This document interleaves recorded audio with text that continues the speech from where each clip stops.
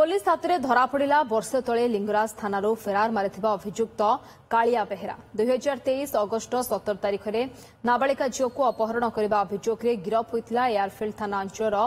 कालिया बेहेरा ठीक गोटे दिन अर्थात अगस्ट 18 2023 में थाना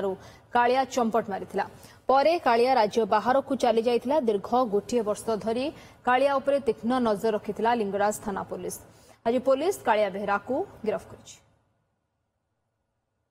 अरेस्ट करी 17/8/2023 मसीह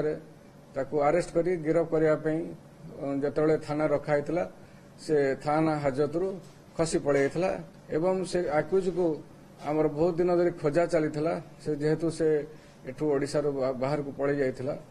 तार दीर्घ आज प्राय 1 वर्ष पर आज 12 तारिख दिन ताको गिरफ कराई